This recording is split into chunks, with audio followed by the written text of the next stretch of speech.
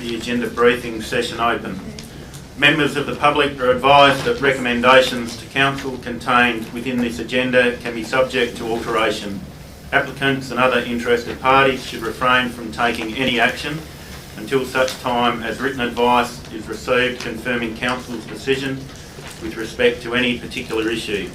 Any statement or insinuation of approval regarding any planning or development application made during an agenda briefing session is not to be taken as notice of approval from the Shire.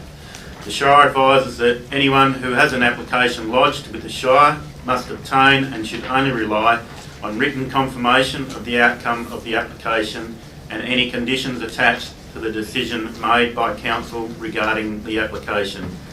An audio and or visual record will be made of these proceedings to assist in the taking of minutes. Acknowledgement of country. The Shire of Harvey acknowledges the traditional custodians of the land and their continuing connection to the land, waters and community.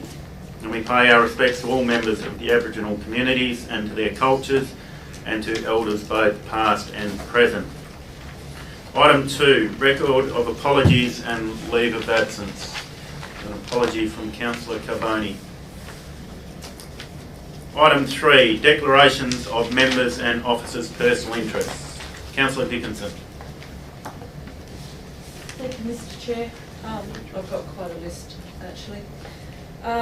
Impartiality, starting off with 5.3.1, application for an existing use not listed.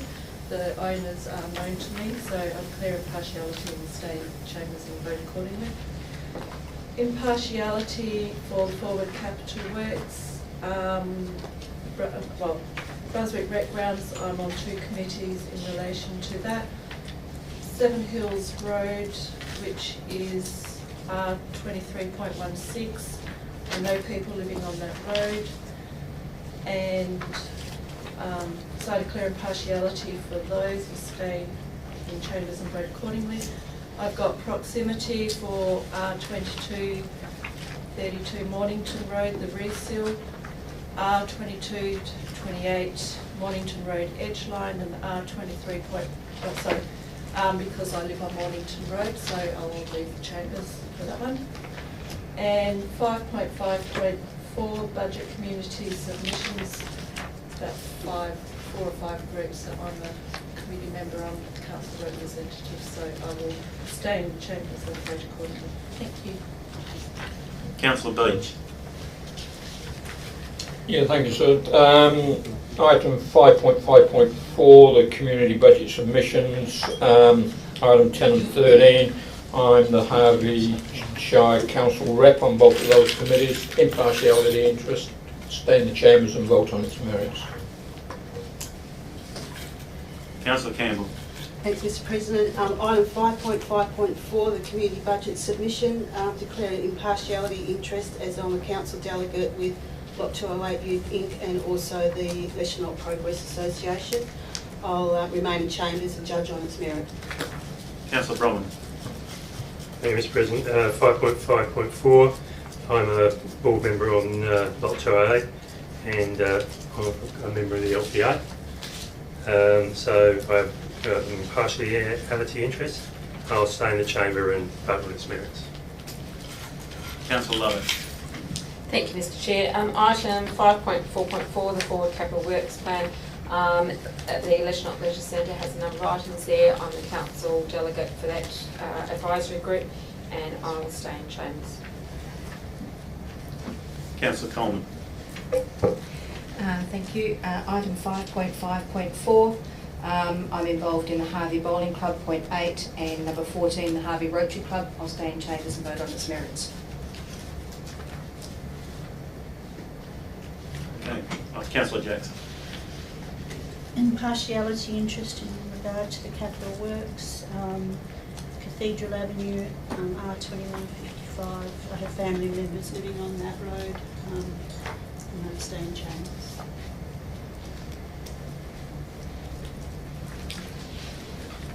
Okay, item 4, deputations. We have a deputation from Mr. Larry Guys of Across Planning.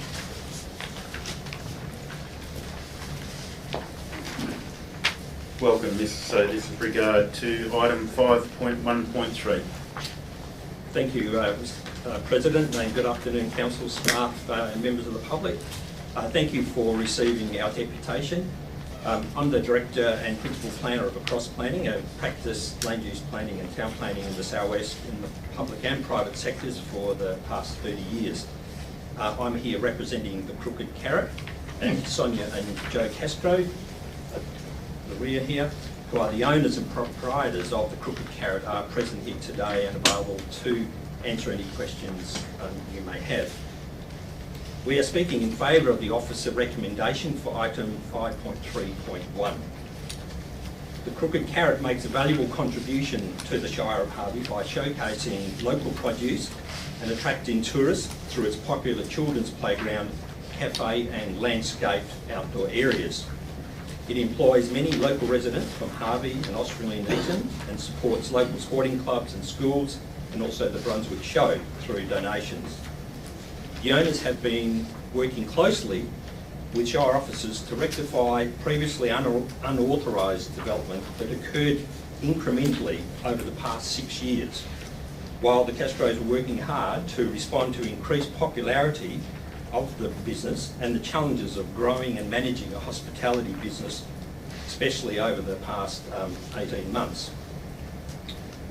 We would like to take this opportunity to thank the Shire officers for their helpful, professional and practical approach that they have already exhibited, which has resulted in improvements to access, safety and parking, and upgrading of the fabulous playground and landscaped grounds. New toilets, a kiosk referred to in the officer's report as an ice cream hut, which is a fairly apt description. A mounted aircraft and gazebos have been added, and final building and engineering certification of the upgraded buildings and equipment is nearing completion. The application to enable functions and events before you will formalise and regularise functions of this nature that have taken place from time to time. These comprise children's parties, school groups, engagement parties and weddings, corporate events and similar functions, live music performances and market days, which would be a maximum of 3 per annum, featuring local produce and artisans. The proposed use is consistent with the policy statement in your local planning scheme 1 for the general farming zone, which states some limited tourist and recreational activity may be permitted where no adverse effect to the primary agricultural purpose of the zone will result. The Crooked Carrot occupies approximately 2 hectares of lot 1297 on the corner of Rig Road and Forest Highway. The property has a total area of approximately 40 hectares, so the balance 38 hectares is used for intensive agriculture. There is no adverse impact on the farming operations of lot 1297 or surrounding properties. The use of reception centre is mentioned in the officer's report. It's defined by the scheme as land and buildings used by parties for functions on formal or ceremonious occasions, but not for unhosted use for general entertainment purposes. While some of the proposed functions are formal or ceremonious, such as corporate events or weddings, some will be informal and non-ceremonious, such as the children's parties, market days, etc. This means the proposed use varies from the scheme definition of reception centre. We wish to point out that the proposal is to use existing structures, facilities and the playground and landscape gardens on site. No function room or reception centre building is proposed. In any case, as the officer's report has pointed out, the proposed use is a use not listed in the zoning table of the scheme, and we therefore support the officer recommendation that council determine that the use not listed is consistent with the objectives and purpose of the general farming zone. Thank you for your attention, and if there's any questions at any time, we'd be happy to answer. Any councillors have any questions? Councillor Jackson. In regard to capacity, how many people are on site in a busy time normally, and how is that controlled? I might defer to Sonia Castro to respond to that, if I may.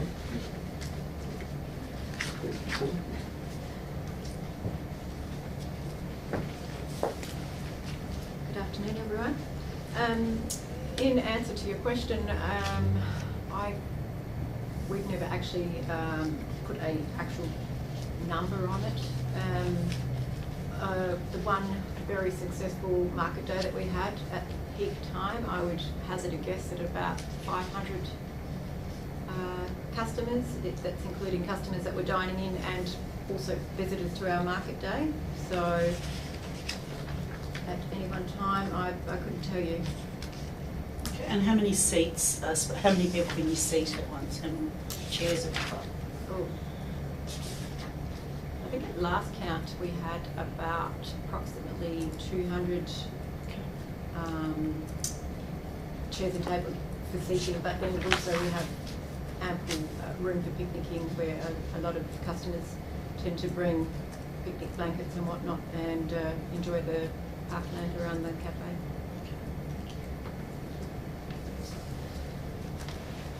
Any other further questions? Thank you very much. Thank you. Thank you.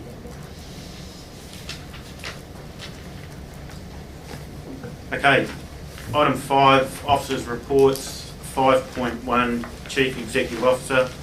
5.1.1, receiving electronic minutes and agendas. Any questions?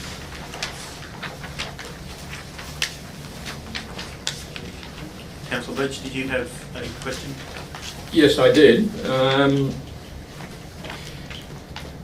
It appears that from the officer's report that there'd be no savings in the 2021-22 financial year, having a $40,000 outlay for the proposed laptops or similar, to save $40,800 for printed material. So I guess there is savings in the subsequent years. I guess my question is, two questions. Is there an opt-out for those councillors that would prefer paper agendas and attachments, or is it only intended for agendas and minutes and attachments that will be delivered separately?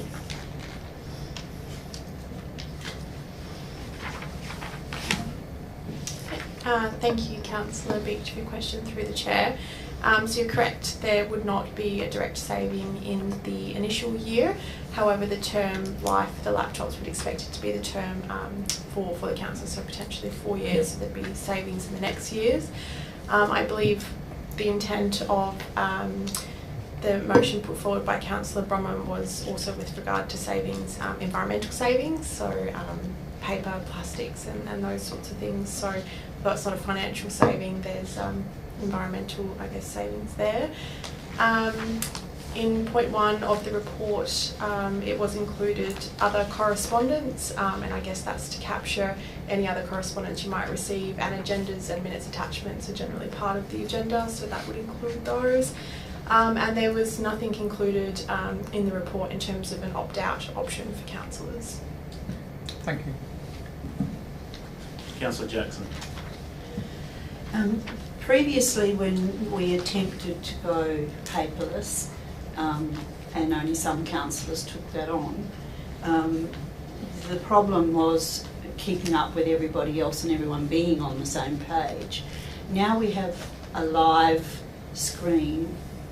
Will it be the intent for that to scroll through at the appropriate time so everyone in the room can keep up to where we are? Through the Chair, absolutely, that can be something that can be administered by us. Other local governments that I work at do exactly that, so I'm more than happy to accommodate that request from council if required. Councillor Dickinson. Thank you, Mr. Chair. Regardless of the outcome of this item, just after the last election we got issued with the iPads. If there's new councillors that get elected at the next election, will they still be, if this is lost, will they be issued with an iPad so they're going to be on board with what councillors already have? Through the chair, I presume that as part of them, their onboarding process for council, if they didn't have a way of communicating, that a laptop would be provided. I'm guessing if there's no commitment to council to move to electronic minutes and agendas, we might ask the council the question if they have their own device. Yeah, I guess it would just be a matter of seeing what devices they have already. Councillor Adams. I'm hoping this will be phased in, will it? You know, we won't sort of suddenly jump from one to the other. I notice it says there's a bit in here about workshops and training or whatever the case may be, so. Yep, through the chair. The administration would be happy to provide whatever training to councillors is required, whether that's individually, as a group. If further training's required for individual councillors, we can do that too. It's really no issue to us. I think, yeah, okay. I mean, I for one will be struggling. Councillor Burgoyne. Yeah, I sent through one last night, but I've sort of changed it a little bit. I'm assuming that this will be always remains a property in the Shire of Harvey thing, so that's fine. I'm now querying though security as they're upgraded. How will the older ones be disposed of, basically? I presume all of our laptops, as they're handed back to the Shire, have we blank them and make sure if they're being disposed of that they're disposed of correctly. Any information that's actually on that laptop is the property of the Shire of Harvey anyway, so I guess that's just a bit of a reminder that anything that you use the laptop for is, we can access that information and we deal with it within our records keeping processes.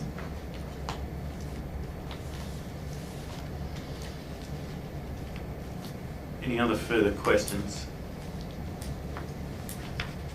Okay, item 5.1.2, communications and social media policy.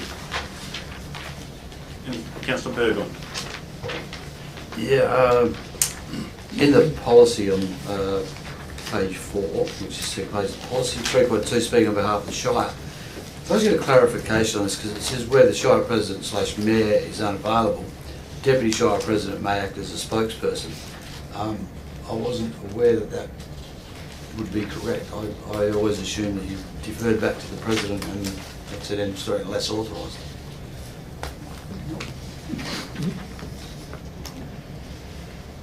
Yeah, so there's provisions in the Local Government Act to allow for the Deputy President to step into that role when the Shire President is unavailable. Obviously, we would like there to be an open discussion between the Deputy and the Shire President to make sure that they're both on the same page. But yeah, that's the intention. And similarly with 3.3, responding to media inquiries. All inquiries from the media for an official Shire of Harvey comment, whether made to an individual council member, must be directed to the CEO. Once again, I thought that should read President.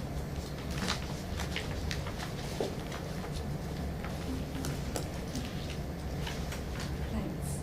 Through the Chair. So to answer your question, that's an administrative process for media liaison. So if council wishes, they can change the policy so that it's the Shire President. However, then he will be responsible for triaging all of those media inquiries that we get in daily. Okay. Think about it. Councillor Bromley. Thank you, Mr. President. I just wondered, would it be appropriate to have the Shire President and the CEO included, as that is the normal way that I've been dealing with issues like that? Yeah, look, I would just think in regards to the amount of media inquiries that we actually get through the organisation, some of them just on a day-to-day basis, that directing all of those inquiries through the Shire President to return back to the Marketing and Comms Business Unit is pretty unwieldy. As a matter of course, the Shire President is the spokesperson for the Shire, so we would direct those media inquiries through to the Shire President, but a lot of them are just general information gathering, so I really do think the way the policy is written is in the best interest of efficiency. Cool. Thank you. Any other questions? Okay, item 5.2, infrastructure services, tender T012021, provisions of new playground, Benningup Foreshore. Any questions? Councillor Campbell. Thanks, Mr. Chairman. Just wondering if any of that playground equipment can be relocated at all, Mr. Locksnicker, or is it all to be written off? Yeah, look, through the chair, we'd have to assess what's still suitable and what's not. There's a fair bit of corrosion in a lot of the equipment. Some of the plastic elements and that may be able to be repurposed. But look, it's something we can take on board and have a look when we demolish it or dismantle it.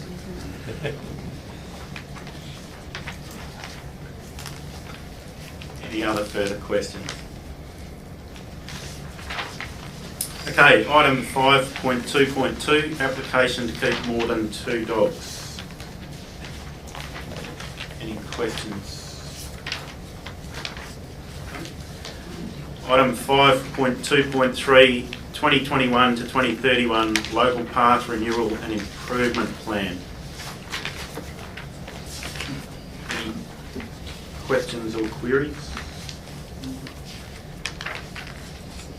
Councillor Dickinson. Yes, I'm assuming that this is only covering existing paths and then there's going to be another plan for new paths. But the Brunswick River Walk has been brought up at Brunswick Place advisory meetings and that hasn't been identified on this list. I don't believe I could see it. So I was just wondering if that is included and what's the time frame for further paths along the Brunswick River and the Collie River at both Brunswick and Australind? Thank you. Yeah, look, through the chair, Brunswick River Walk and Collie River paths are captured under the existing infrastructure. So basically, the path plan looks at 2 components: the renewal, which is the renewal of existing concrete paths, gravel paths and limestone paths. So that's what we're talking about, renewal, just basically bringing them up to a better standard. And then the improvement is any new paths, missing links, path extension. So the plan is split into 2, and we've looked at annual funding of 300,000 for renewals and 150,000 for the improvements or the new paths. With the Brunswick River Walk, I've been advised that is captured in the plan, even though it may not be specifically mentioned. It can be funded through the other infrastructure part of the budget and things like that, similar to what we've done with the urban forest, and also the annual renewal funding. We could get grants, we could do it through the urban forest, so we are aware of all those projects. They've all been mapped, no one has maps on the wall over there. And also, I've got some maps here, I can provide you with that information. And also the connection from Treendale South Foreshore to Meadow Landing, that's all been mapped down. And that's within the Treendale South Structure Plan, will be gifted as part of some future subdivisional works. And that also comprises a bolt-on section under the highway, which obviously we'll have to talk to Main Roads about. So we're aware of all those, we've mapped them all out. And obviously this is a 10-year plan. As that plan gets extended every year, all that other stuff's going to be included also. So we've captured everything in our plans, we're aware of all the links, and it's really, how we get it across the line. So yeah. we'll be progressing towards those things. Yep, thanks. Any other further questions? Okay, item 5.2.4, Herbert Road, Harvey Traffic Management, further report. Councillor Beach. Thank you, Mr. President. I've got two questions on this. Where does the responsibility of speeding motorists on local roads lay? Councils appear to allocate large sums of money for traffic calming and appear to get limited support from either the WA Police or Main Roads in reducing the posted speed signs. I would have thought that both of those bodies should take a greater role. My second question is, what authority does the local government have in slowing 85% of the motoring public to speeds lower than the posted speed limit? Yeah, look, through the chair, in response to your question, Councillor Beach, the ultimate responsibility for enforcement rests with the WA Police, period. However, all local governments in Australia-wide, and Australia has been one of the leaders of implementing traffic calming and local area traffic management, where there is a good justification to do it, to improve amenity and safety for residents. But there's no obligation on local government to do this. There's nothing written, legislated in the Act or anything. There is funding available from the state and federal government if it's a black spot. And a black spot has to have more than 3 crashes over a 5-year period. And the severity of those crashes obviously come into play when you put in an application to mitigate those crashes. So obviously if there's a fatality, there's a certain value, unfortunately, that's put onto a fatality. If it's a major medical, if it's a major property damage. So you get all these magnitude of costs, and then we look at what measures we can implement at what cost to come up with a cost-benefit ratio. Unfortunately, Herbert Road doesn't qualify as a black spot, hasn't had the accidents, and the accidents have been quite minor. So basically that's the answer to your first question. Your second question, again, look, it's really a call in terms of providing improvements in amenity and safety. So what we normally do, we look at the function of the road, we measure the traffic. The standards say you deploy your classifiers for a minimum of 1 week, and then you assess all your data. You look at the traffic volumes, the crash data as I mentioned, the characteristics of what traffic's using the road, any impacts on public transport. There's a whole bunch of stuff you look at. For Herbert Road, you know, it really didn't, there were no alarm bells. Traffic's less than 1,000 vehicles a day. It's classified to take up to 3,000 vehicles a day, 2 crashes over 5 years. So really, you know, as it stands, it's not any different from any other similar type road within the Shire, and hence the officer's recommendation at the previous meeting. However, based on the council decision, the report presented tonight looks at what measures could be implemented on that road to look at managing the traffic, changing driver behaviour, and as the recommendation says, it looks at coming up with a proposal and then going out and consulting with the residents in the street. Which is happening, than less.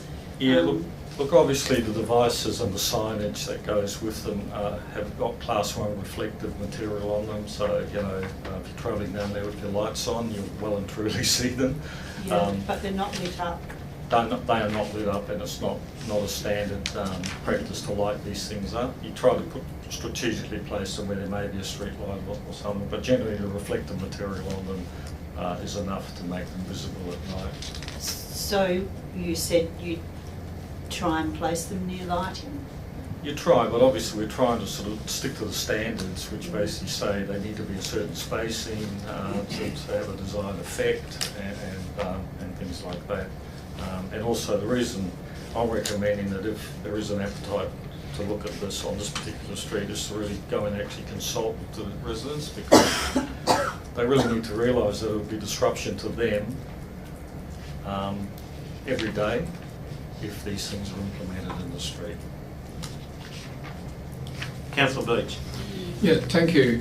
Mr. Luxinger, is there a possibility that if your recommendations go ahead and some sort of traffic calming devices are put in Herbert Road, you could create turning vehicles off of that road to avoid those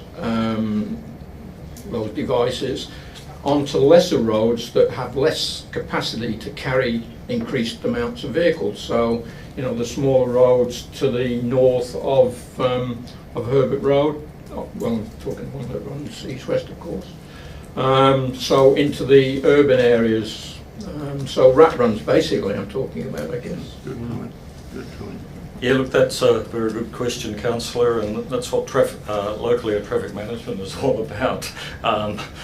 And that's why we actually measured some of the other roads too in the area to get some benchmark figures on those, and the speed's quite reasonable and the volumes, you know, within the criteria. But yeah, I mean, that's always the danger when you start making it, you know, making it harder for people to use a particular road, and you know, I'll probably look at other other ways to get by and all that, and it may or may not shift the problem. In the metropolitan area, we used to trial a lot of things and then measure before and after and during and all that to see, you know, what the impact, if any, on other roads would be. It's a bit hard to trial speed humps. You know, mainly it was closures and this and that and banning certain movements and all that. But yeah, look, there is always that possibility that other roads may be affected.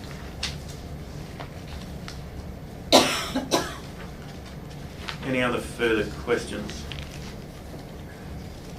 Okay, item 5.3, Sustainable Development. 5.3.1, Application for Existing Use Not Listed Reception Centre. Any questions? Councillor Beach. Yeah, just one to Mr. Hall. Would a condition be considered by who would impose it? I don't know.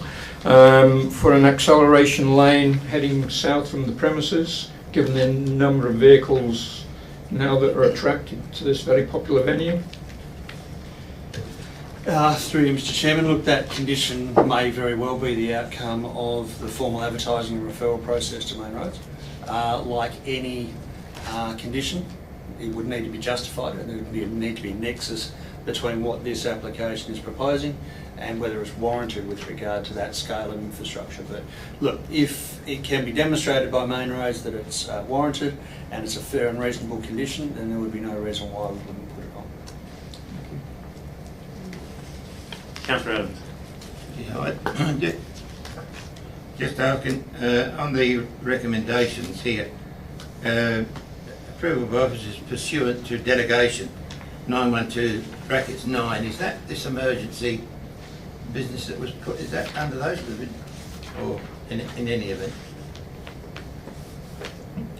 Through Mr. Chairman, the delegation, I think it's 911, is a delegation that's separate from COVID delegations that were provided. What it is, no, look, basically what it says is a use not listed has to be advertised under the scheme. If there are no submissions received, then historically we've had to bring a report back to council to say, hey look, there's not a problem, let's approve it. But we've actually gone that next step further to say when there are no issues, that staff assess the application and delegation and issue the approval. So there's already a delegation in place for you to do that? Yes, there is. Councillor Coleman. Thank you, Mr. Chair. Do we have any other applicants in the Shire that are waiting on approval for reception centre type things that might be affected by this sort of fast tracking of this one? There's no current applications in the system at the moment, and I encourage landowners that wish to do it to come and talk to us, because since over the last 6 months in dealing with this particular application, there's been a number of things that have been ironed out that may assist other landowners in the Shire to, I wouldn't say fast track, but to obtain an outcome that is more desirable for their business. Thank you. Councillor Jackson. Mr Hall, would you explain the link between parking, number of seats, capacity, and how you control that? Yeah, through Mr Chair. Look, the best way of explaining all of that, well, it actually comes under the public building regs and the town planning scheme as well. So the town planning scheme actually has provisions of, say, for a function centre or a restaurant or a cafe, that says if you are having X amount of people at any one time, you are required to provide a ratio of number of patrons to the car parking bays. It's usually around about a 4 to 1. So 200 people, you need to have 50 car parking spaces. I hope my maths is right on that one. It wasn't an east-west question, so I was right. Look, the other thing is, as far as the size of what a public building can accommodate, and the whole premises is, so the gardens and playground and everything becomes a public building in this particular case, should this be approved. It's the number of ablutions, or the capacity, sorry, not a number of toilet seats that dictate how many people can be there. It's the actual capacity of the effluent disposal system that actually then translates into the amount of people that can be there on any given day. So there's a correlation between the services provided, from parking to ablutions, to how many people can be on site at any one time. And as you see from the report, we at this stage, just with initial assessment, suggest that only about 1,700, I think 1,760, can be accommodated on site, as opposed to just over 2,000 that the applicant is suggesting. But even those numbers appear to be well within the range of what type of facilities, what type of events are being proposed.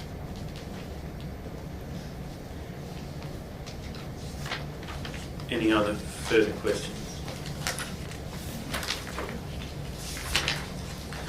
Okay, item 5.3.2, application for a use not listed, equine therapy service. Any questions?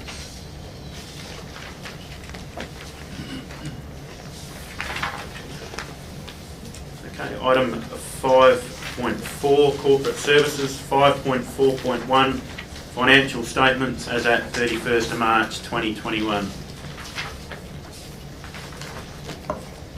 Mr. Winter. Thank you, Mr. President. So we've presented the financial statements for 3 quarters of the year to the end of March 21 and have provided some commentary on those accounts. And I guess in a nutshell to report that everything is on track and that there is no major or towards areas that need to be reported on, but I am aware that Councillor Beach has a question. Councillor Beach. Thank you, Mr. Winter. With only 6 weeks left to the end of the financial year, or thereabouts, we had 16% of rates outstanding as of the 31st of March when the report was done. Has that been reduced to your knowledge? Thank you, Councillor Beach, and through Mr. President. I'm assuming that you're referring to the notes at the top of page 61. So the 84% that's reflected at the top of the page is talking about the amount of financial assistance grants that have been received. So there's a comma between those. So you may not have read that quite right with that punctuation. I now see the comma. But if I can, it's a really good question though. So at 31st of March, we had 7.5% of rates outstanding, which is 1.76 million. And at the 16th of May, we were down to 3% of rates outstanding. So very happy with that outcome. Thank you, because when I saw the graph, I thought that doesn't look like 16% to me. You're correct. It's the comma that did it. Thank you. Any other questions? Okay, item 5.4.2, listing of accounts paid March 2021. Councillor Coleman. Thank you. Thanks, Mr. President. On page 161, EFT 54496, it's about a big plumbing issue, but the description was cut off where it was at. Is that the bowling club? No, through you, Mr. President, that was the Harvey Railway Station car park and looking for a water leak under there. Councillor Beach. Yeah, I have 3 queries on the payments. First one's page 100, well, first 2 are on page 150, EFT 54084, repairs, maintenance and brick paving to a change room. Could you just let me know where that was, please, Mr. Winter? That's the change room at the Harvey Rec grounds. Can you be more specific? No, I can't. There's a few change rooms on there. Okay. I was taking that straight from the accounts. Okay. From the purchase order. And this may be, the next question may be because there's not enough room on the line. It's 54089, just a few down. It's dealing with plastic drums at the Harvey compound, 20 and 25 litres, and an inspection fee of rejected. Rejected what? Actually, if I can just go back to the previous one, then I'll come back to that one. The wording that might help for the change room was repair works to brick paving around stormwater gates and secure doors to back door of club room due to break-in. So if that makes more sense. Yeah, it does now, yeah. And the other one, was that 54089? Yeah. I think you may have run out of room on the line. Yes. So that is an inspection fee for drum muster from the bottom. Yes, got it. Burgess Rawson. So they are an agent for the state government. And we beautify on both sides of the railway tracks, and so that water is our consumption, and every 2 months they send us a water bill. Thank you.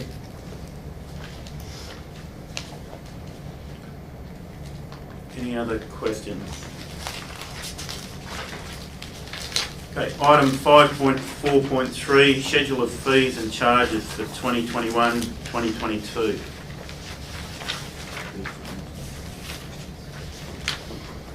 Councillor Dickinson. Thank you. Just a question where it says disposal of ashes, does that mean human remains in cemeteries? In the cemeteries. Yes, I believe that yes, is correct. Yes, that's correct. Yeah. Just a question.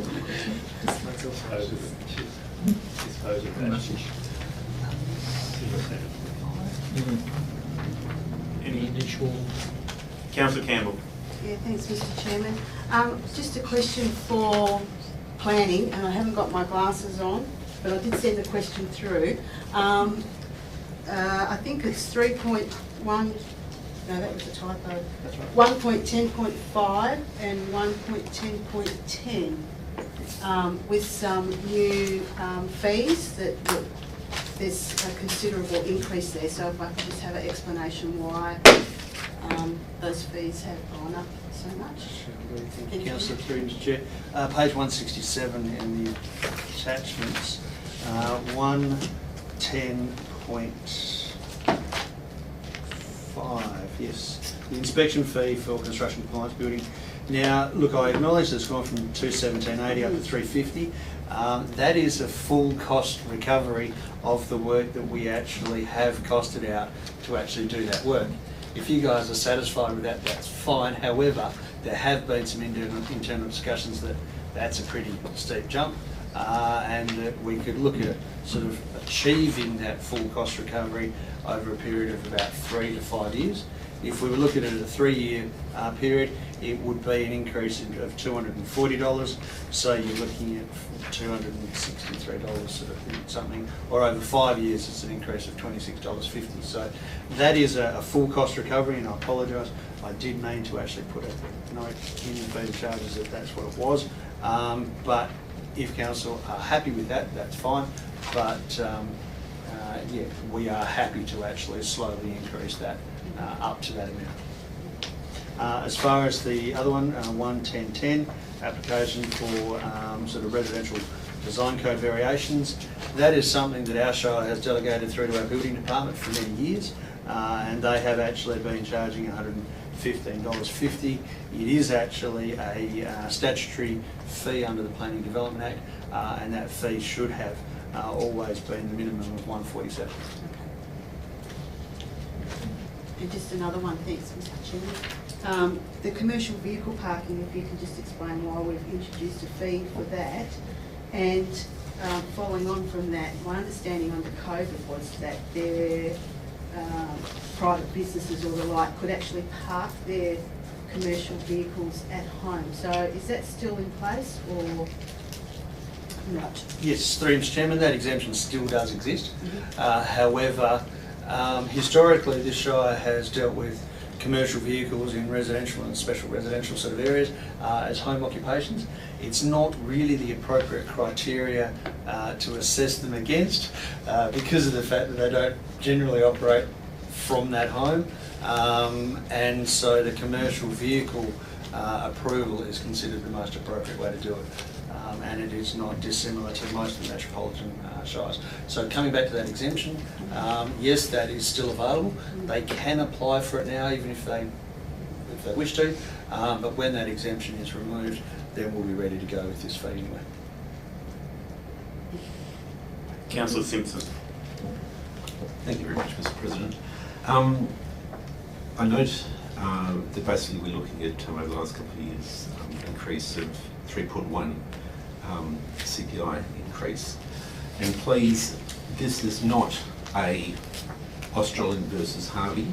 I just posed the question. I noticed that the Leisure Leisure Centre has a number of increases in their fees, and yet when I look at the Harvey Rec Centre, there is no increase in any of the fees. I'm just wondering the rationale for that, please. Through the Chair, just before I hand over to the Director of Corporate Services, the LLC fees and charges have trended on a 2% increase to match the need, and the similar method was applied for Harvey, which also addresses usage of that facility and affordability for the community.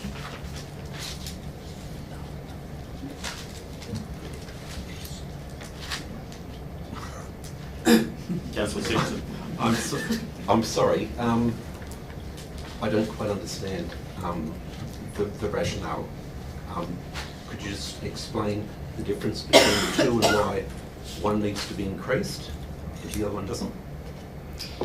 Also through the Chair, so my understanding is that over the last 10 years the Leisure Centre fees and charges have increased on the same percentage, and the Harvey Rec Centre has also proceeded over the last 10 years on the same percentage. Is there a correction?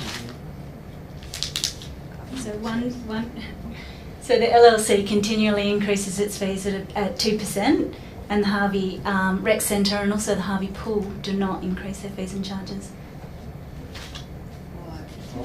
to meet community need and affordability.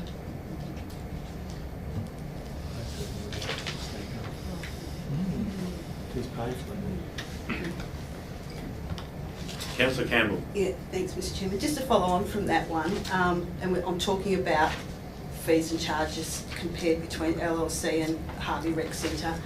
And this is just a simple one, but court hire fees for casual things, you know, basketball, it's $4 at LLC and it's $2.50 or $2 at the Harvey Rec Centre. So, and our community are now looking online and asking, why do I have to pay $4 to pay casual court hire at LLC when Harvey is $2.50? So I suppose my question is, are we moving towards having consistent fees across the Shire for the same facilities that are provided in each location? I would think demand has a lot to do with that.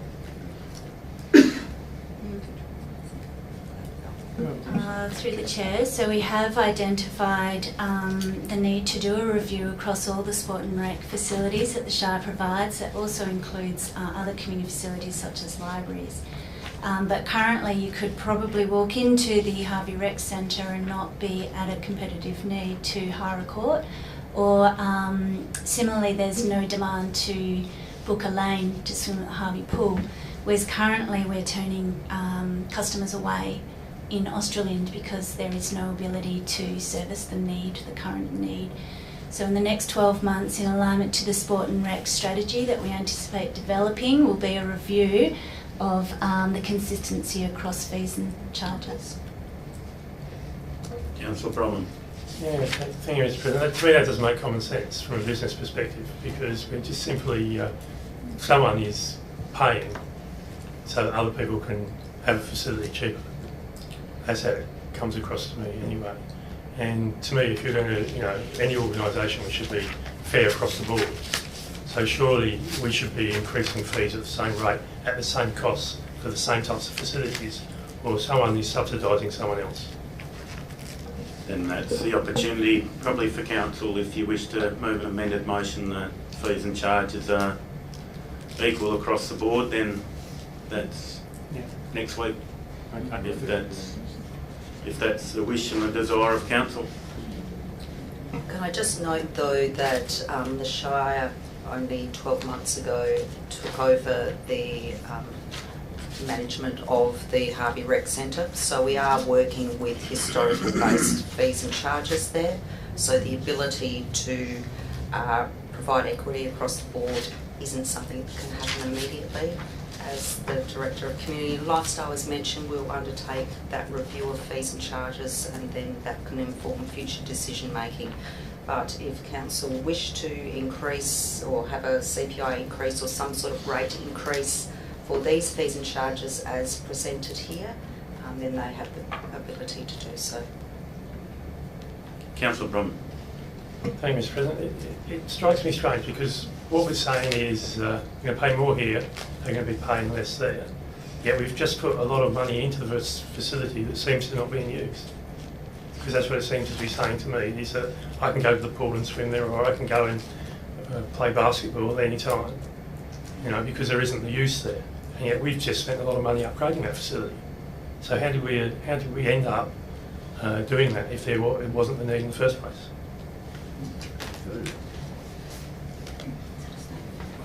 I think that's probably for general discussion. Councillor Bromham, is that if that wishes to be a change leading into fees and charges, and something that Councillor Beach. Yeah, given the questions that are being asked, could I ask the CEO if something like this is going to occur next week at a discussion, that we are charging like for like? So the swimming pool is a prime example. The heated swimming pool in Australind here is far more expensive to run than the unheated open air swimming pool, so it's not like for like. I don't know about the basketball courts, whether there's a better basketball court here and therefore you have to charge more than the one in Harvey, but if we could have some information, if we're going to equalise the charges, and I don't disagree with the arguments, but is it like for like? And if staff could provide that information for us, that would be great. Noted. Yep. Noted. Thanks, Councillor Beach. Councillor Burgoyne, you able to check, please?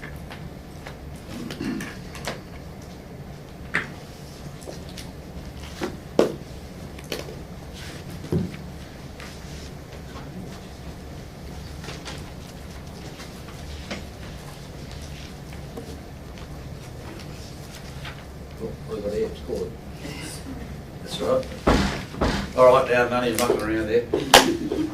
Let's get into it. Where are we?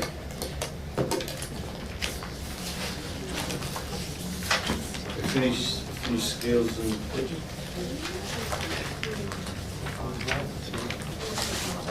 There's no other questions on the schedule fees? No? Good. 5.4.4 Forward Capital Works Plan. Councillor Coleman. Thank you, Mr. Chair. I have a few questions that I have provided previously. And I guess the first one would be to Director of Infrastructure Services. What can be done? Sorry, but I declared a proximity, so I need to leave when it's on the road. So are we going to like draw the road section out and discuss that, or what are you going to do? Councillor Dickinson, if there's any questions relating to Mornington Road where there's a proximity interest, then please raise your hand before asking the question, and then Councillor Dickinson can leave the room during that question. And Director Infrastructure Services. Thanks. Carry on.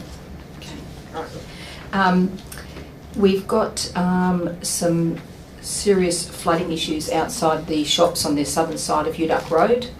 And just wondering how that can be. I understand it's a fairly complex issue, but how can that be? It would have to be. We'd have to do a little feature survey in the offending spot. We're going to have to look at milling out the existing asphalt, look at modifying the existing drainage pit that's there to get it to a lower level, reshape some of the base there, and then re-asphalt that area to get that water away. So yeah, it's doable under our maintenance budgets. I guess the second question is possibly for you as well. There's quite a amount of public interest in getting a toilet block erected at Apex Park.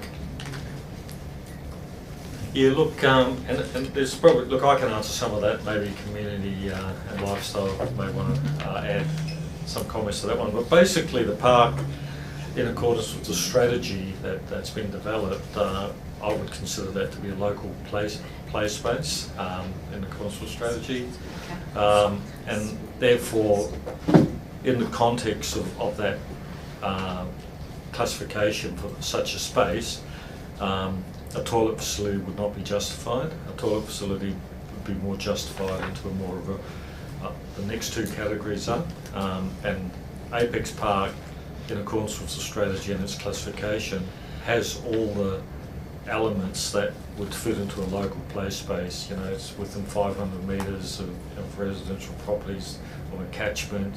Most people can walk there. It's not like a regional attractor.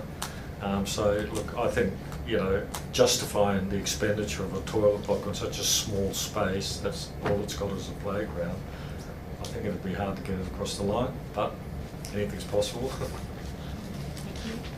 Mr. President?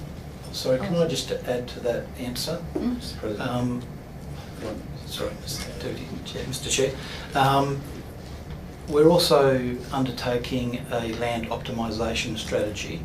That parcel of land is freehold land and probably lends itself, subject obviously to that, the outcome of that strategy, lends itself to sale and the proceeds of that going towards something that could be possibly better for Harvey, that would then facilitate better parking and also toilets.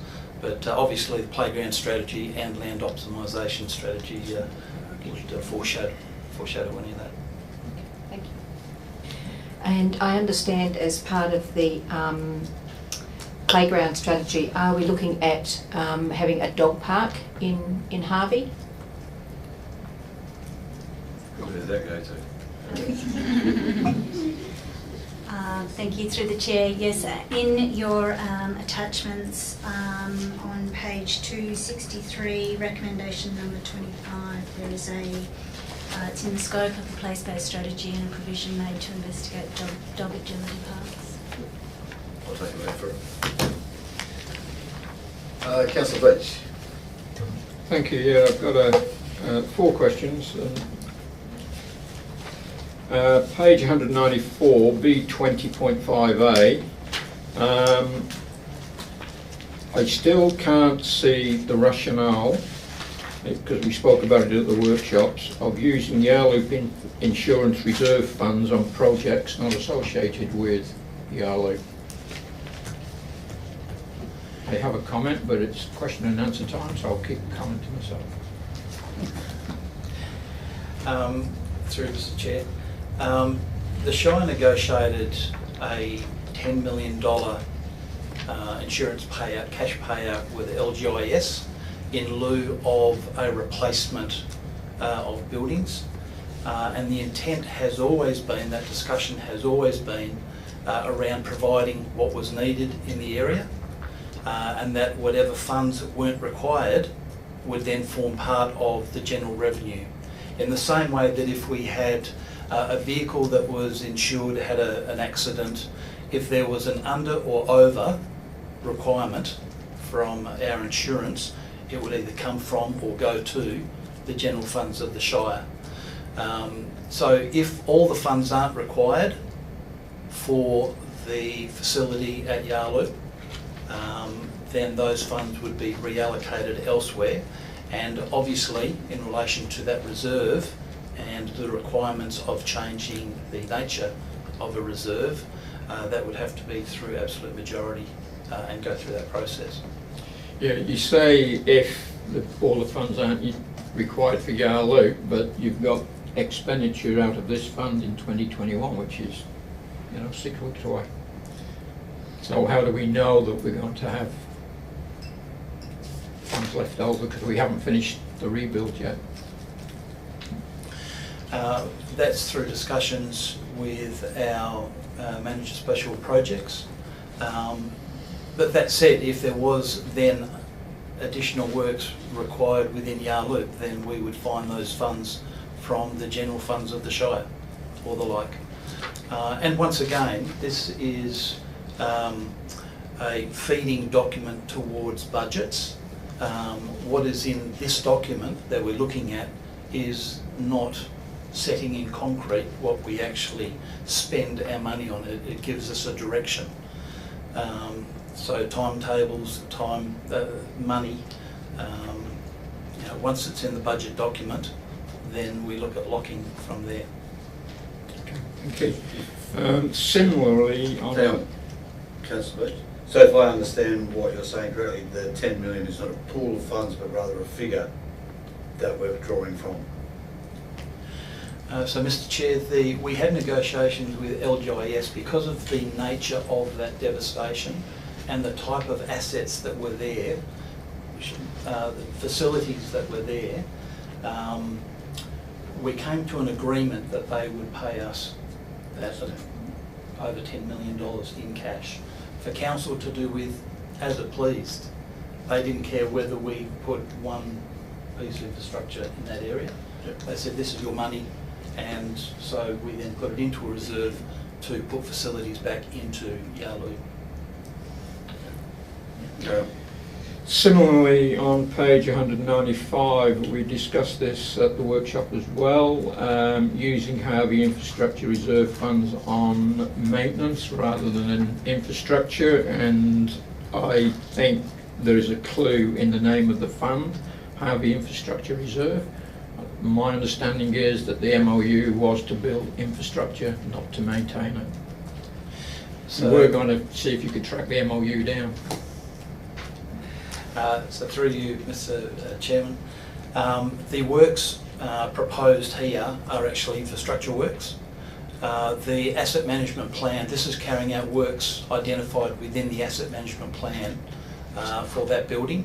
I'm still not sold on the idea of using that fund for those works, and again, that's something that would have to fold out into the budget for council to agree on. Can I count on you as an ally then, Mr. Winter, having said that? I actually reviewed the budget and the descriptions of the reserves, and that Harvey Infrastructure Fund states funding towards development, capital and major maintenance works within the Harvey town site. So I believe the project as detailed fits within that definition. Sorry, that was the MOU you read from? No, that's the definition of the reserve, which is listed in the Shire's budget. Okay. And my last one, no, I've got another one on page 195, B23.20C, $4 million highlighted in land sales. So without giving any confidentiality out, have you identified the land that you're likely to sell? Basically, through Mr Chair, no. There is a land optimisation strategy that's currently being produced. Because of the nature of the project that's being identified, the land around that area obviously stands out as being one to be looked at, but quite frankly we need to complete that strategy and find out what it is we want to do, and obviously workshop that with the council. And finally, sorry, just to add to that, I'm actually, obviously the most critical component of a land optimisation strategy is what is it worth, what are each individual parcel's worth. So I actually have meetings with licence valuers tomorrow in regard to trying to sort of finalise sort of that component of that land optimisation strategy. Thank you. This will probably raise a bit of a titiller around the room, but on page 212, Ulick Road underground power, 400,000. I still maintain that's an unrealistic figure, and if we are fair income about doing this particular project, and I know it's not going to impact on the budget because it's all down to grants, but I think we should show that we are serious about considering this project and increase that figure to something that's more realistic. Yeah, thank you, Mr Chairman. Apologies, we identified in the workshop that we would increase that figure to $1 million. That didn't happen. We actually thought that we'd updated that in the meeting. That change obviously didn't get that saved. That said, the $1 million is just it's a feel-good figure. And again, understanding, as you've identified, 400,000 isn't going to cut the mustard. But 1 million is probably closer. So if you could put $1 million in there for me, I'll feel very good. We've already put $1 million in, but without funding, obviously, the project's not happening. I understand that. Thank you. Anyone else? Councillor Campbell. Thank you, Mr Chairman. And I didn't attend this workshop, so I'm not sure of what was discussed here, but in relation on page 195, the LLC pool retiling, and it was discussed last week that there's a bit of an impost on the users of the pool, but it doesn't look like we're going to address it until 22-23. So is there an appetite to bring that forward? Through the chair, just discussing that with the director sitting next to me at the moment.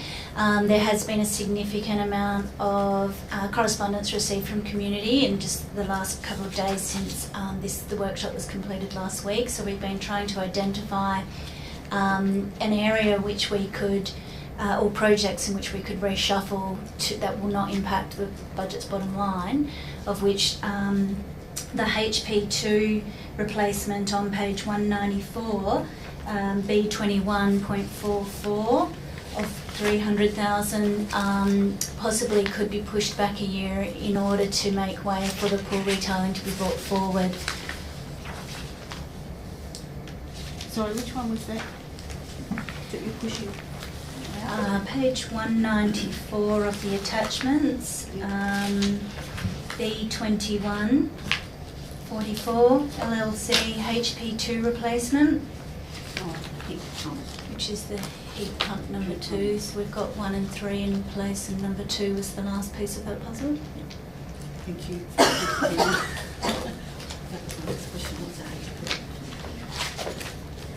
Any further?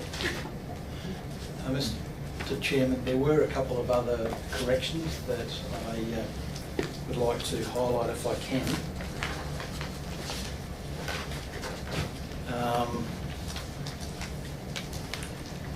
Within roads, and this is a correction to Mornington Road, but it's not a decision maker. So up to you whether you want to. Oh, Thank you, Councillor.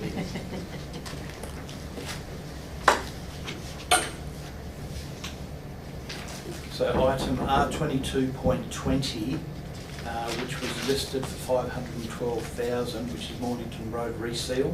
That's coming down to 256,000, of which instead of 310,000 coming from Muni, 54,000.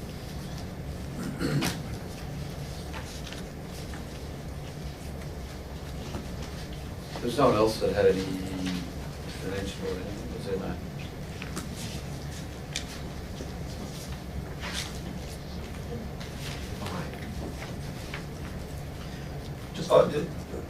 Sorry, I wasn't. Have you got a declaration? No. Sorry, I have a question. I just let Mr. Witter finish. Oh, yes. Sorry. Sorry. Yeah. So R22.35, Gulf Way asphalt reseal. That's a double up. It's in there twice, so that line has to come out.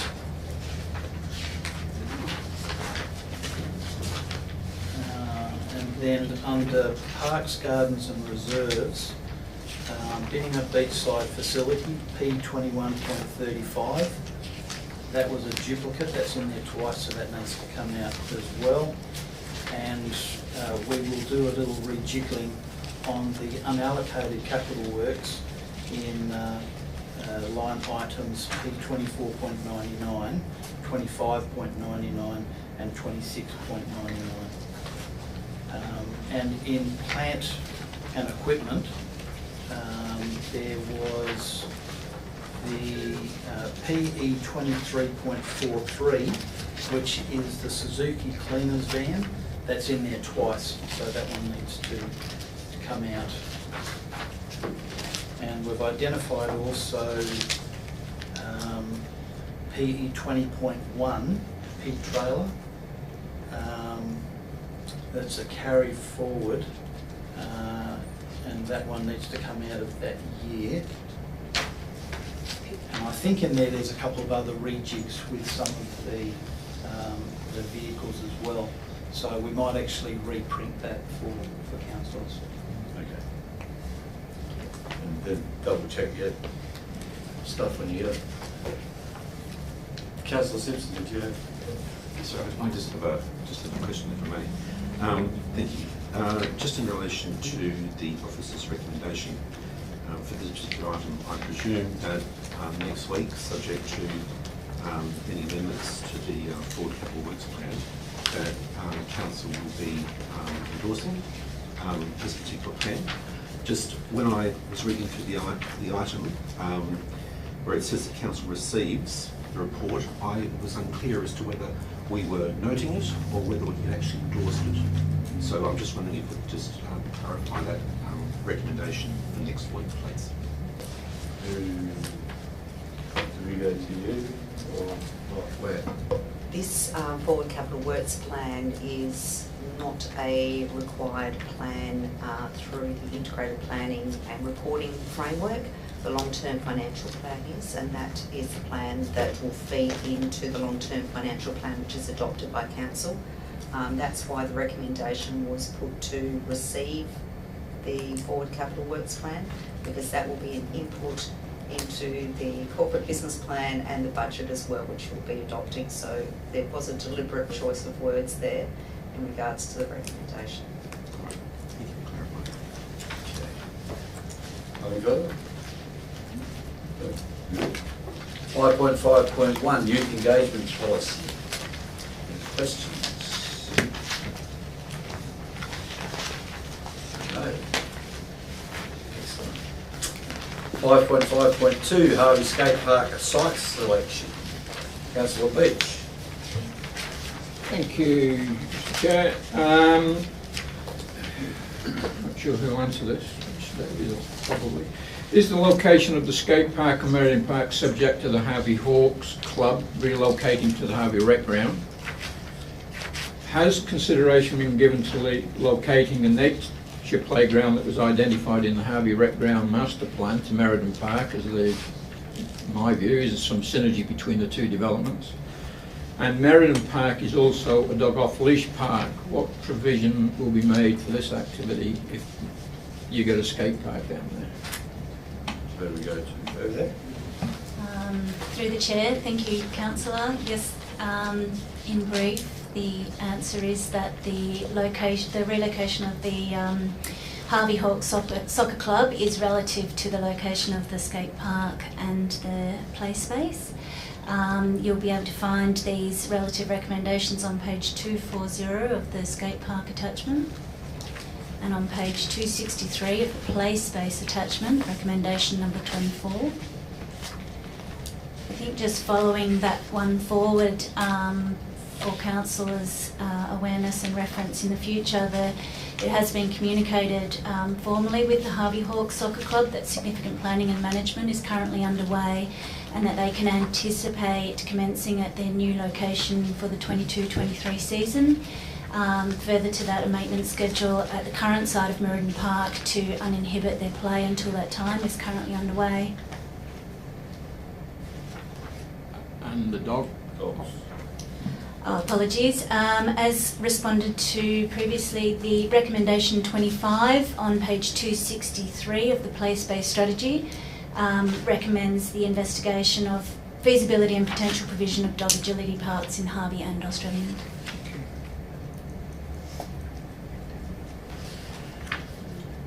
So does that mean that the dog off leash area may change, shift, or something? It's an investigation into all the appropriate sites for that and their relativeness to play spaces and ability to provide what community is suggesting is a bit more around dog agility and less around a historical provision of a fenced area for dogs to run around. Further questions? Oh, Councillor Dickinson. Thank you, Mr. Chair.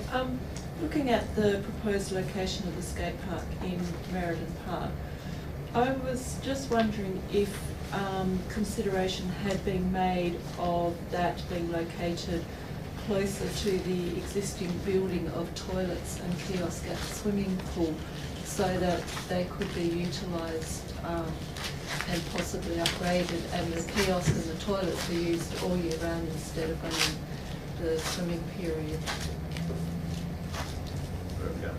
Thank you, Chair. Thank you, Councillor. Page 240 of your attachments is the recommendation relative to Meriden Park, which outlines particularly the site and the scale assessment of that facility. And I think if we recall to the concept forum last week when we were talking about the return on investment for pools particularly, it might be a relative conversation for your consideration, where there is currently a toilet facility at that site. The report here does acknowledge that rubbish bins and drinking fountains would be an additional requirement that currently aren't available there. But that's outlined on page 240 and 241 of your attachments.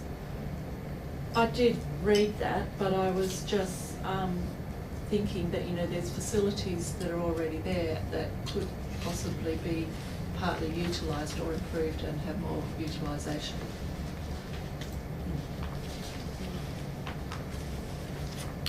Any further? Okay. 5.5.3, place-based strategy. Say that 3 times real quick. Any questions? Excellent. You've got 5.5.4, community budget submissions 2021 to 2022. Any questions? Councillor Beach. Thanks, Mr. Chair. I do know the process, but I'd be interested to understand as to why some submissions did not receive grant funding. There must be some rationale behind the thinking of the selection panel, and I'm always concerned about clubs putting in for a sum of money and only receiving or being offered a portion of it. And I picked out Leschenal Cricket Club as a prime example, looking for $78,693 and being offered, granted 50,000 with that shortfall being 28,000. Does it make the project unviable even though we're offering a large sum of money? And there is a couple of instances, but that's probably the biggest one. And my final one, has there been some submissions through the Alcohol Sustainability Fund, or is that coming later?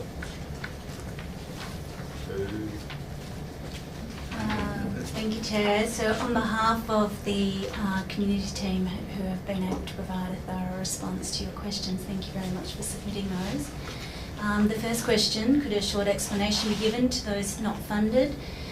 We had 4 unfunded projects: the Bunbury Golf Club, which is a commercial operation on private land and didn't meet the selection criteria. The Harvey Bulls Football Club, the scope of the project is being reconsidered to include both home and away change rooms. There were some questions regarding the priority for additional funding through CSRFF to make the project holistically sustainable or possible. And the club is still in lease negotiations with the Shire, which is also a selection criteria requirement. The Leschenault Progress Association, this playground is classified as a local play space, which you will see in the draft play strategy in your attachments. It serves as a catchment comprising of the local neighbourhood, and there were some financial contribution questions that didn't support the overall project budget. And the final one being the Recreational Trail Bike Riders Association. The Shire was not consulted in the development of this strategy. The project wasn't identified in the Shire's draft tourism strategy, and motorbike trails in Marlup are not currently supported by the Shire's coastal hazard reduction and management. Thank you. Yeah. There was another question regarding projects receiving reduced funding, for example the Leschenault Cricket Club. Where this has occurred, it is considered that Shire officers will assist community groups to leverage additional funding as part of our partnerships with state and other funding providers such as Lottery West, etc. With regard to the LCC or the Leschenault Cricket Club, the budget for this project is currently an indication of the total project cost, and the CSRFF funding wasn't indicated in that budget, and we have we assume that they will be, or this project is and does meet the criteria for CSRFF, and I know those conversations are happening with the state-based representative of that.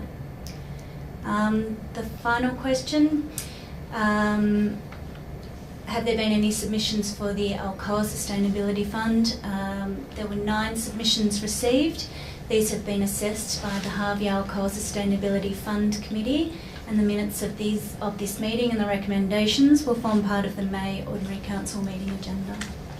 Thank you. If we can just go back to the specific one on the cricket club, they won't get, and I understand the leverage part of, you know, giving them a substantial grant to leave them more funds. They won't get paid that until they can sort of say, look, we've got all the funding now, give us your 50,000. Is that a fair assumption? That's correct. We did get notification that they received a significant state election commitment promise for the project, and that the Director General of Department of Local Government Sport approached the Shire to say that any significant contributions will be leveraged through the Shire first, to liaise with the club second. Excellent, thank you.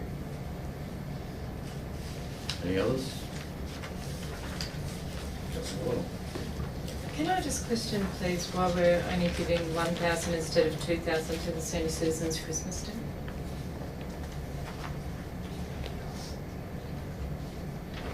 Just might handball that one to through the chair, through to Amy. Thanks.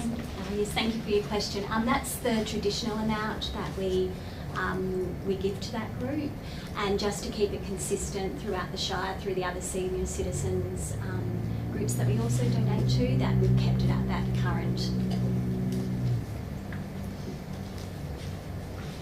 Anyone else before I start?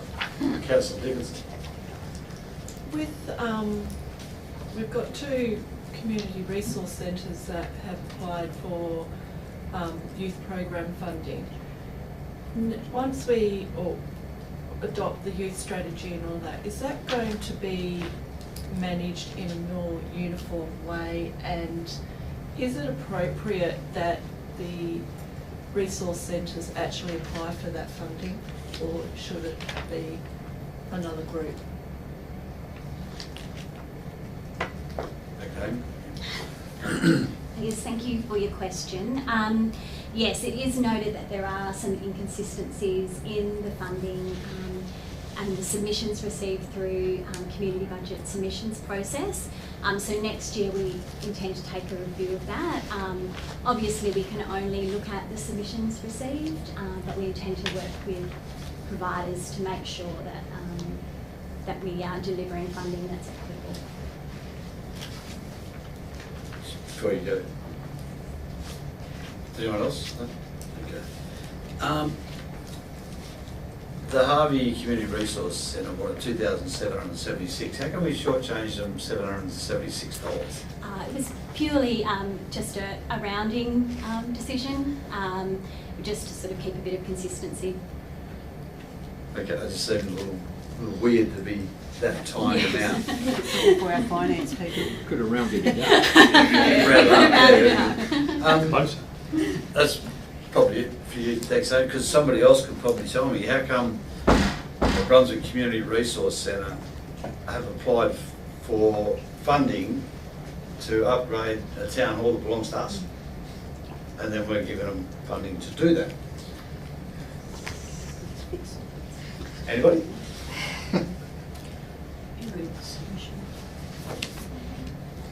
I mean, it's...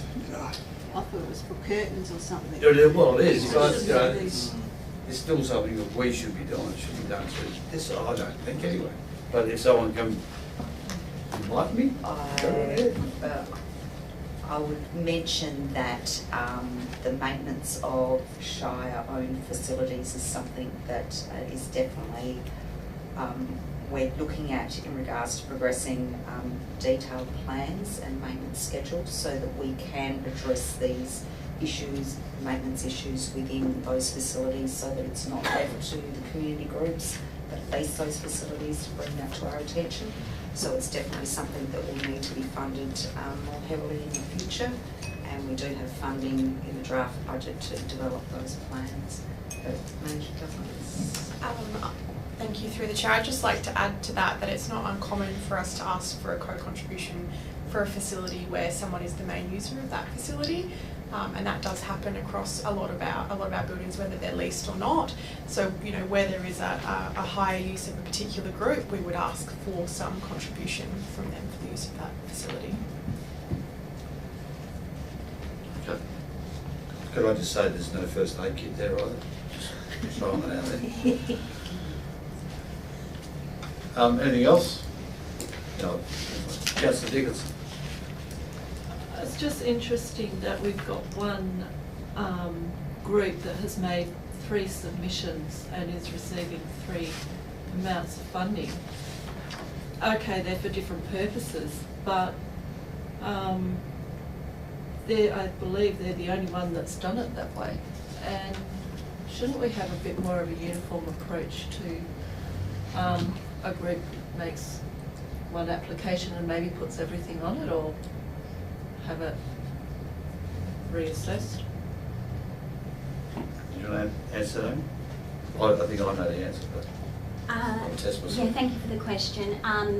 Again, that is sort of the way that our community grants process has been working. So in that review, we'll try and look into inconsistencies like that, but you will find that that particular group has consistently put in a number of separate applications. Just because a group consistently puts in an application, though, it doesn't mean that it should be approved that way, I would have thought. Yeah, and that is true, and each application is assessed, obviously, on its merits. But are you talking regarding them that they have put in 3 applications in the one group? You've got 4, there's 3 separate items that have been identified, and they've requested money and they've received an allocation, and it's all going to exactly the same group. I just find that kind of weird. I would say that those applications were assessed on merit. As the Manager of Place has mentioned, we will be reviewing the community budget submission program. It could have been included on one application and would have been assessed the same way, I would suggest. But yeah, it is definitely something that we're looking at in the future. How many submissions a community group makes, we will assess them as they come in. Councillor Jackson. Can I just add, historically, Lot 208 got funding to run youth programs through the resource centres at Yarloop and Brunswick. And when they didn't continue with that, the resource centres then took on to apply for that money themselves. So that's why the youth component was a separate application. It was just a historical thing because they wanted to continue running their youth programs. Thank you. Anyone else?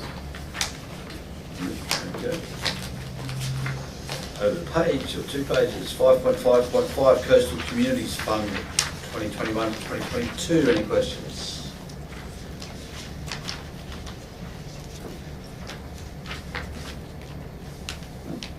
Good. Do you want to come back up here? You're right down there. No, you're right, you haven't time with your life. Oh, I haven't ball, mate, have you? Can't see it anything. But anyway, number 6, we go through these, don't we? Notice of motion for the following meeting. Motion, Councillor Bill Adams requests that the following notice of motion be placed in the ordinary council meeting agenda for 25 May 2021. That council agree to again allow householders, should they wish to do so, to trade one only tip pass to obtain a scoop / trailer loader or equivalent of compost from the Standing Road Waste Management Facility from Saturday the 12th of June to Wednesday the 30th of June. You read the officer's comments yourselves, I think. And another motion, Councillor Craig Cabani requests that the following notice of motion be placed in the ordinary council meeting agenda for 25 May 2021. That council investigates the feasibility of building, owning and operating a regional sale yard in the Kemerton area or other alternatives within the Shire of Harvey. Once again, officers' comments are there. No questions on either? Councillor Simpson. Thank you very much, Mr. Chair. I thank the officers for their comments in relation to this particular item. And I'm sorry that Councillor Carboni isn't actually here tonight so that he can actually provide some information. So I'm just wondering, as councillors, we're actually going to be discussing, debating this next week. I was just wondering if we could have a little bit more information, if that's possible. You know, for example, what are the implications of the Shire deciding to proceed? What the costs would be, implications for road transport, all those sorts of things that are going to impact on any sort of decision that we're actually going to be making next week, if there's any information. I would mention that if that was a requirement of council, there would need to be a detailed council report provided and more time allocated to staff to be able to provide that information. So that's the comment in regards to an alternative motion to that motion that has been provided. Can I just add that both Mount Barker and Capel might be something that we could use as examples for where they're funded. That might give that information, because of course industry and government normally fund these things. So, Capel, for instance, has a lease site through the Shire, but they've been advocating for money, large sums of money for upgrade of that facility from state government. It's not the Shire that's paying for that. So sort of Boyana? Okay. Sorry, Boyana. Yeah. Capel Shire. Well, it was something I didn't know about. Yeah, no. So, you know, there's 2 sites that we could use as examples, and that might explain some of the detail without the Shire having to do an investigation before the motion.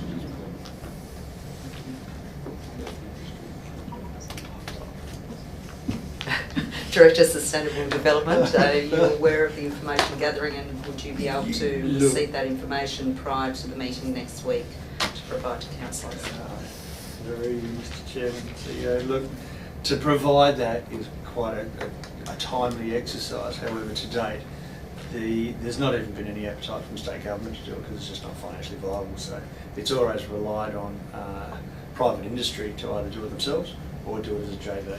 And at this stage, the Kemerton project does require a lot of upgrade to infrastructure. That has actually been done by Harvey Water to date.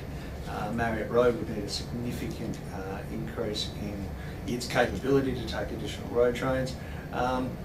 Is it a good spot? Yeah, it probably is. But it's definitely not the role of local government to be involved to the extent of building it, owning it and managing it. It's just not where we should be.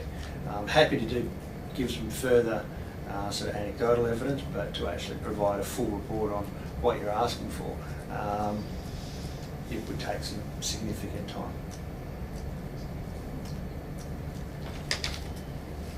Councillor Bowen. Through Chair. I remember this coming to council before, years and years ago, and the County Industrial Park knocked it back because it wasn't consistent with heavy industry. So, you know, so I think it's you won't get it in there anyway. We're just wasting our time. We accepted a piggery. What's that? They accepted a piggery. When did they do that?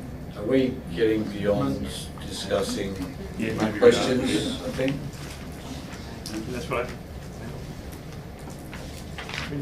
Nothing further? Okay. Matters behind closed doors, Neil? Pleasure of meeting.